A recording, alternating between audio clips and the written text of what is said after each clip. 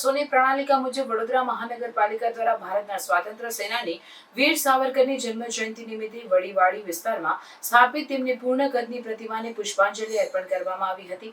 આ પ્રસંગે mayor, deputy mayor, શહેર બીજેપી પ્રમુખ, પૂર્વ સૈનિકો, કાઉન્સિલરો સહભાગી થયા હતા। 1857 ક્રાંતિ યુદ્ધના લેખક અને મહાન સ્વાતંત્ર્ય સેનાની વીર વિનાયક રાવ દામોદર સાવરકરનો જન્મ તારીખ 28મી મે 1883ના રોજ મહારાષ્ટ્રના નાસિક જિલ્લાના ભગુર ગામે થયો હતો। દેશપ્રેમનો વારસો તેઓને કુટુંબમાંથી પ્રાપ્ત થયો હતો। પૂનાની ફર્ગ્યુસન કોલેજના શિક્ષણના વર્ષો દરમિયાન તેમને દેશને ગુલામીમાંથી મુક્ત કરવા માટે ચાલતી ચળવળોમાં તેઓ સક્રિય થયા હતા। ક્રાંતિકારી પ્રવૃત્તિઓમાં સક્રિય ભાગ લેવા બદલ વીર સાવરકરને ઇંગ્લેન્ડની જેલમાં મોકલવામાં આવ્યા હતા।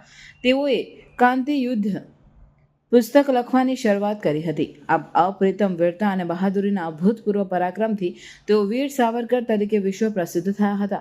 અંગ્રેજોએ તેઓની ધરપકડ કરી તેઓને આંદામાન ખાતેની જેલમાં કાળા પાણીની સજા કરવામાં આવી હતી।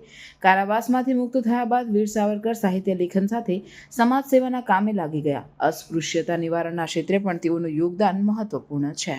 ભારતના વીર સપૂત એવા વીર વિનાયક દામોદર સાવરકર, જેમણે ભારતના સ્વતંત્ર આંદોલનમાં ખૂબ મોટું યોગદાન આપ્યું છે, પરંતુ અંગ્રેજોએ અને પછી કોંગ્રેસની સરકારોએ જે પ્રકારની શિક્ષણ પ્રથા દાખલ કરી, મેકોલોની પદ્ધતિની શિક્ષણ પદ્ધતિમાં આપણો ભવ્ય ઇતિહાસ ભૂલાવવામાં આવ્યો છે।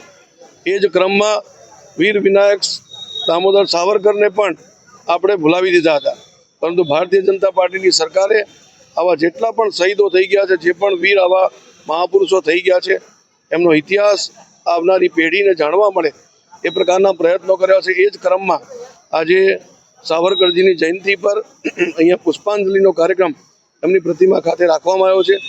અને હું આવનારી પેઢીને કહીશ કે આપણે સાવરકરજી વિશે જાણવું જોઈએ, જેમને એક જ જીવનમાં બે આજન્મ કારાવાસનો જેને સજા થઈ હોય સ્વતંત્ર આંદોલનના કારણે, એવા સાવરકરજી હતા। આપ વિચારીએ કે કેવા પ્રકારનું આંદોલન એમને કર્યું છે કે અંગ્રેજો મજબૂર થઈને બે વખત આ જન્મ કારાવાસી સજા કરી। આંદામાનની સેલ્યુલર જેલમાં જે પ્રકારની યાત્રાઓ એમને સહન કરી છે, એમનું પણ દર્શન આપણે કરવું જોઈએ। આપણા માટે તો આંદામાન નિકોબારની યાત્રા એ ધાર્મિક યાત્રા હોવી જોઈએ। ત્યાં કેટલાય શહીદોએ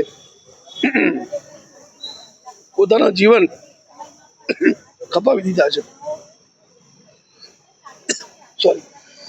આ દિવસે આપણે યાદ કરીએ છીએ, એમની જન્મ જયંતિ પર એમને સત નમન કરીએ છીએ। ધન્યવાદ।